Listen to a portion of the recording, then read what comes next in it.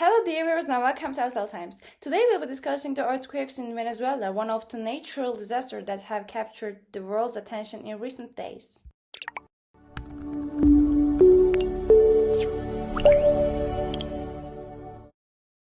Two major earthquakes struck the northern part of the country on June 24, occurring just a few seconds apart, which drew the attention of both seismologists and international relief teams. The first earthquake, measuring 7.2 on the magnitude scale, struck in the evening local time. However, the event did not end there. Just 39 seconds later, a second earthquake, this time measuring 7.5, struck. Scientists refer to this phenomenon as a seismic twin or doublet earthquake.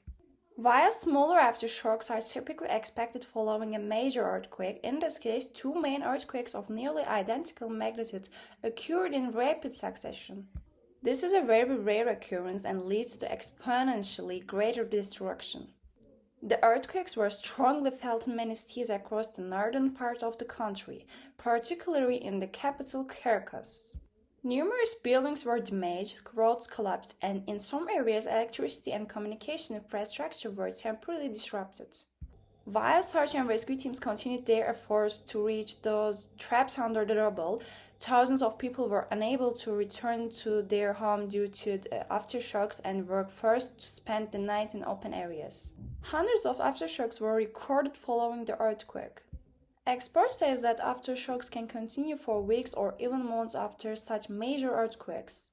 Consequently, warnings were issued advising people not to enter the major buildings and to exercise caution in high-risk areas.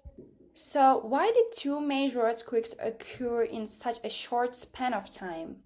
According to geologists, fault lines in the Earth's crust do not operate completely independently of one another.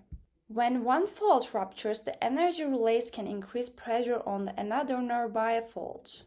In the case of the events in Venezuela, the stress created by the first earthquake may have triggered the second major earthquake within seconds. Scientists are still examining the process in detail. In fact, Venezuela is a country at risk of earthquakes.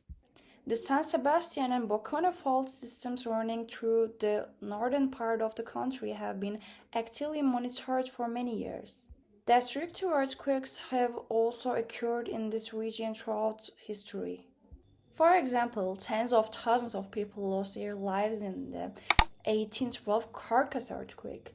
For this reason, experts have long emphasized the critical importance of earthquake-resistant construction in the region. Today, it's not possible to completely prevent earthquakes. However, thanks to science and technology, it's becoming possible to mitigate their effects. Modern seismometer networks, satellite imagery, and AI-powered analysis systems allow for much closer monitoring of fault lines. Data collected in the first minutes after an earthquake also helps search and rescue teams reach the areas most in need more quickly. This disaster in Venezuela has once again reminded us of the immense power of nature. It has also demonstrated just how important it is to be prepared for earthquakes, to build resilient cities, and to invest in scientific research. Thank you for watching. If you enjoyed our content, don't forget to subscribe. As always, it was Cell Times.